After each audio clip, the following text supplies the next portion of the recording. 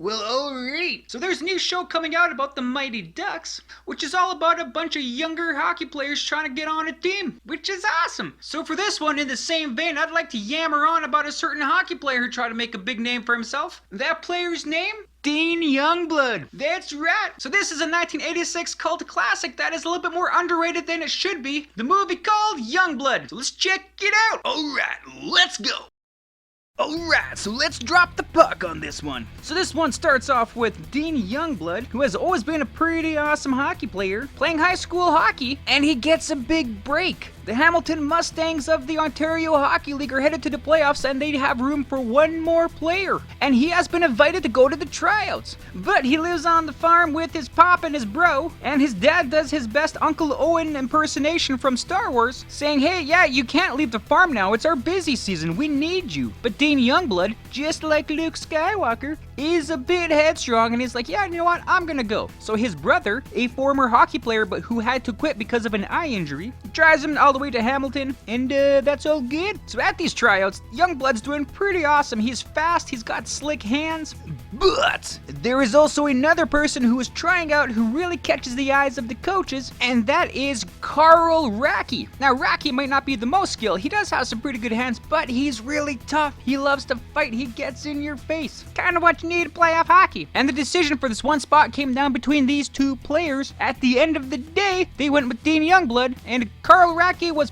5-alarm pissed. I wonder if there's foreshadowing involved here. So now that Youngblood's on the team, he has to find a place to live. Lucky for him, the team sets him up at a boarding house, which is kinda more like a frat house, and it's run by Miss McGill. She is like Susan Sarandon's character from Bull Durham. She loves the sport and she loves playing with the players. Her favorite game being hide the pickle. I don't think you can really do that nowadays. So Youngblood is doing really awesome on the team. He's all best buddies with the leadership crew of the team because, of course, he's one of the best players. One of the leaders being the team captain, Derek Sutton. He makes some more fantastic movie foreshadowing in the classic 80s fashion when he says, this is my final year junior, I really need to sign a big pro contract somewheres. We'll see how this foreshadowing turns out. So of course they're in the playoffs. They get through the first round against Trana and now have to play against the dreaded Thunder Bay Bombers for the Memorial Cup, no less. And this is where all the foreshadowing comes to a head. Even though the Hamilton Mustangs went against picking Racky,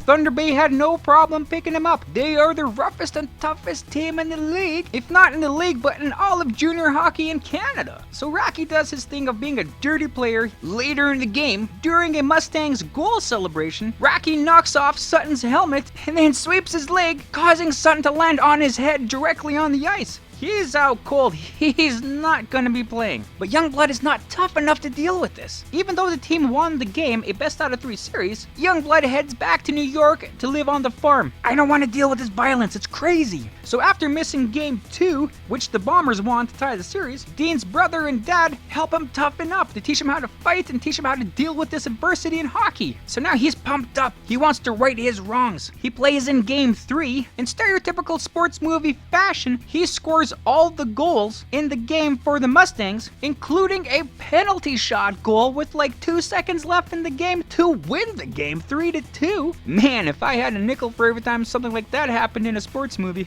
So not only did he win the game for the team, he won the series and the Memorial Cup. But he's not done there. He has a score to settle with Racky. So the newly crowned champion takes Racky on in a fight and kicks his ass on center ice. And with that, the movie comes to an end, with Youngblood fulfilling all of his goals, literally and figuratively, to make it to a higher league and to dominate in that league and to be a tougher player. Good on him. And yeah, that's that. So this is actually a pretty awesome movie. In a lot of ways, it is a more realistic view of hockey and trying to break into the junior ranks. In other ways, not so much. So you have this player, Dean Youngblood, and he gets called up for tryouts for a junior team for the playoffs, and he makes that team. He has his long-term goals of signing a pro contract after junior hockey, but he still has to go through the rigmarole of junior hockey, which is an important thing because you really have to step your game up, which he did. His skill is good on the ice, and apparently between the sheets.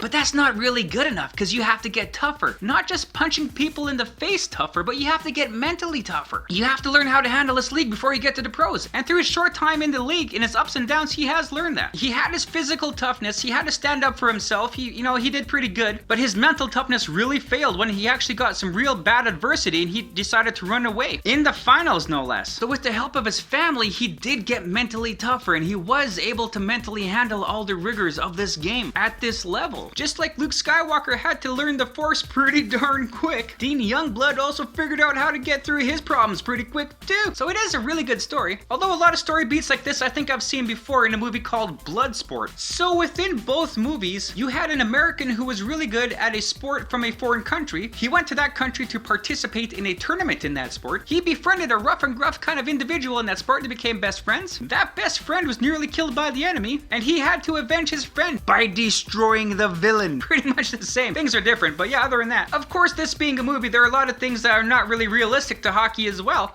And some things that have kind of been, but have really changed throughout the years from 1986 to 2021. For example, nobody has hockey stick fights on the ice anymore. There are no more bench clearing brawls, or they're pretty rare. You don't see the picture of the Queen in the arenas anymore. Junior players do not live in a boarding house run by a person who wants to have sex with them all the time. In the time you're playing junior hockey in a city, you are welcomed into a billet family. Essentially, that means you are adopted by a family in the city you're playing in for that season and possibly the next seasons after that. And they technically act as your second parents. They look after you, they feed you and everything. Make sure you're doing good in school. No one's playing hide the pickle with the house mistress at the boarding house. There was no doctor here. There was just the equipment manager, helping out. So yeah, there is definitely a medical team on teams nowadays. Some things have stayed. The classic hockey hair mullet, which would make Guy Lafleur pretty proud. And of course, the drinking. There are probably some initiation rituals with the rookies on the team, but there's not going to be any shaving, hazing rituals going on. There are some things that happened in this movie that did happen in real life in the NHL. We did see the coach run into the stands and start fighting with some fans. If that doesn't remind you of the Boston Bruins, I don't know what does. When Sutton was knocked down by Racky and he cracked his head on the ice, he was severely injured. This unfortunately happened to an NHLer, Bill Masterson, who was playing for the Minnesota North Stars. He did hit his head pretty hard on the ice and he subsequently died because of injuries of that. And I know it's a hockey movie, but there are a lot of hockey players in this movie. Carl Racky was played by George Finn. He did play 4 years in the Ontario Hockey League. He was an enforcer, but he didn't put up the penalty numbers like Racky did. Now, the father of the Youngblood family was played by former NHLer. Eric Nestorenko played 20 years in the NHL and even won the 1961 Stanley Cup with the Chicago Blackhawks. He was the hockey consultant in this movie and was given a small role, so right on, eh? There was this kid who was playing goalie for the De La Salle College. Of course, that was Keanu Reeves. Although he kind of decided not to pursue a hockey career and kind of went another way.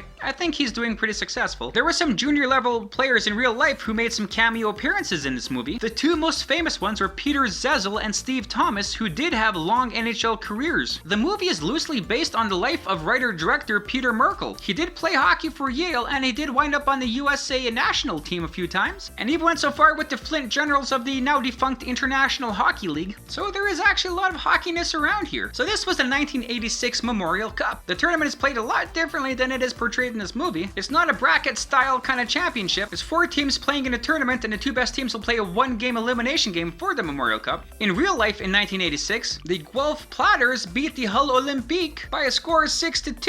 In 1986, there was a team in Hamilton in the Ontario Hockey League. They were not called the Mustangs, they were called the Steelhawks. Also in 86, Thunder Bay didn't have a hockey team in the Ontario Hockey League, but they did have a team in the United States Hockey League, which is also a junior league, the Thunder Bay Flyers. In the movie, we did see the Hamilton Mustangs play against the Toronto Marlboros. Now the Marlboros